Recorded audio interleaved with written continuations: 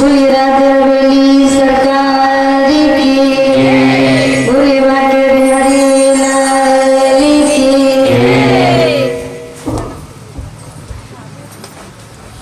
बिना राधे नहीं सजे बिहारी, राधा रानी के बिना तो कन्हैया भी राधे है। तभी तो वृंदावन में सभी राधे राधे कहते हैं। कल आपने बड़ी सुंदर कथा का रसपान किया कि मैया रुक्मिणी भगवान कृष्ण से विवाह करते हैं और हम सबका कर्तव्य है।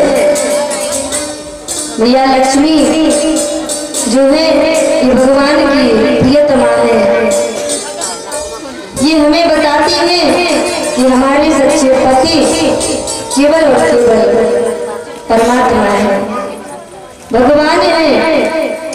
यहाँ पर हम जो संबंध निभाते हैं वो सारे संबंध झूठे हैं, क्योंकि देख लिया संसार हमने देख लिया, मतलब के सब यार हमने देख लिया।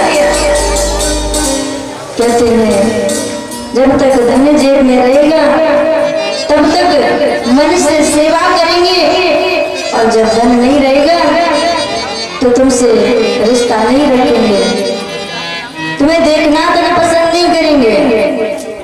तन निरोग धन जेब में जब तक और मन से सेवा करेंगे तब तक मानेगा परिवार हमने देख लिया संसार हमने देख लिया।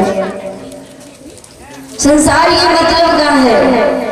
परमात्मा से संबंध अगर जोड़ लोगे तो परमात्मा हमारे ऊपर कृपा अवश्य करते हैं। मैया रुक्मिणी ने संबंध जोड़ा। मैया रुक्मिणी ने जब पत्र लिखा 7 श्लोकों में, श्रुत्वा गुणान भुवन सुंदर, मैया रुक्मिणी ने कहा नाथ आप बहुत सुंदर हैं, आपके सौंदर्य के साथ साथ आपके सद्गुणों की कथा भी मैंने सुनी है नारद जी से।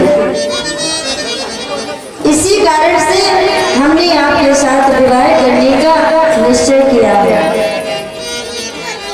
और मैया रुक्मिणी ने पत्र में लिखा था कि कन्हैया हम आपसे विवाह करना चाहते हैं।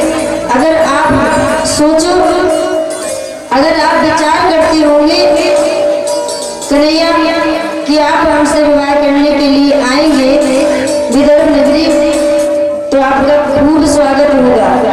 तो ऐसा कुछ भी नहीं है, यहाँ तुम्हारा कोई स्वागत होने वाला नहीं है। क्यों? क्योंकि यहाँ तो शिषपाल बारात लेके आ रहा है। यहाँ अगर तुम आओगे और तुमसे हम विवाह करेंगे तो यहाँ तो लाठी चलेंगी, लाठी है ना। अगर आप सोच रहे होंगे कि यहाँ आकर के आप हमसे विवाह करेंगे तो तुम्हें बहुत सारा दहेज मिलेगा, क्योंकि जब किसी का विवाह होता है तो लड़की वाला दहेज देता है, दान देता है। कन्यादान जब लेता है तो वो दहेज देता है बेटी को, बेटी के ससुराल वालों को सब कुछ देता है। तो मैया रुक्मिणी पत्र में लिखती हैं अगर आप इस वजह से हमसे विवाह करने आए कि आपको दहेज में कुछ मिलेगा तो फिर बिल्कुल बताना, क्योंकि यहाँ कुछ नहीं मिलने वाला। लेकिन हाँ मैया रुक्मिणी कहती है मैंने अपने जीवन में बहुत सत्कर्म किया है, वो सत्कर्म रूपी फल मैं आपके चरणों में समर्पित करती हूँ। मैंने कभी बिना स्नान किए जलपान तक नहीं किया है।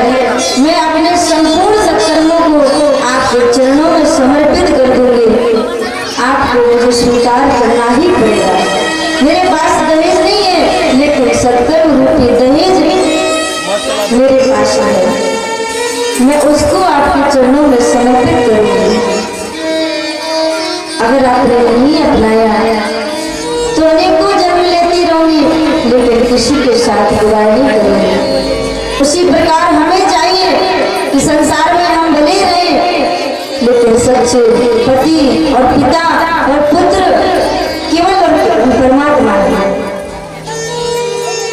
भगवान तो कुछ भी बनने को तैयार है। आप कुछ भी बना लो, चाहे पुत्र बना लो, चाहे पति बना लो, चाहे पिता बना लो, चाहे सखा बना लो, भगवान तो सब कुछ बन जाते हैं। लेकिन बनाना तो पड़ेगा ही ना। संसार में हम आए तो क्या संबंध पहले से ही मिले? तन किसी ने दिया, नाम किसी ने दिया, धन किसी ने दिया, काम किसी ने दिया। इस संसार में भी अपना कुछ तो था ही नहीं, ना अपना कुछ है, न ही कुछ होगा। जब हम जाएंगे यहाँ से तभी हमारा कुछ नहीं होगा। मैं नहीं, मेरा नहीं, ऐसा भाव रखना चाहिए। अहम भाव अपने अंदर नहीं रखना चाहिए, क्योंकि अंततः सब नष्ट हो जाता है। मैं करूं, मैंने किया, ऐसा कभी ना बोल। तेरे बिना भी चलती थी ये दुनिया बड़ी अनमोल। जब तुम नहीं थे तब भी दुनिया चलती थी, तुम हो तब भी दुनिया चल रही है, नहीं रहोगे तब भी दुनिया चलेगी।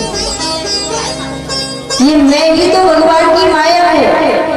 मैं और तो माया, कहते हैं सारा संसार माया का पुत्र है। जो माया भी मिथ्या है। दृष्टि भगवान की ओर होनी चाहिए, दृष्टि संसार की ओर नहीं। काम भाव से रिश्ता जोड़ने के लिए नहीं, काम को नष्ट करने के लिए हम रिश्ता जोड़ने जा रहे हैं संसार में। और इस भाव से जीवन का निर्वाह करेंगे तो हमारा काम भाव नष्ट हो, और काम भाव को कम करते करते हम अपनी आसक्ति को यहाँ त्यागन करेंगे और धीरे धीरे परमात्मा से प्रेम बढ़ाएंगे, धीरे धीरे वैराग्य को बढ़ाएंगे, ब्रह्मचर्य को बढ़ाएंगे, परमात्मा को प्राप्त करेंगे। इंद्रियों का दमन करने के लिए सारे भोग हैं, भोग भी भोगो, लेकिन उसमें फंसो मत, उसमें आसक्त मत हो। भोग भोगना कोई गलत बात नहीं है। संसार में आए हैं तो सभी का उपयोग करना पड़ेगा, लेकिन वो सारी चीजें कहीं हमारा उपयोग ना कर जाए, इसका ध्यान तो रखना ही पड़ेगा। भैया रमणी का विवाह भगवान श्याम सुंदर के साथ हुआ।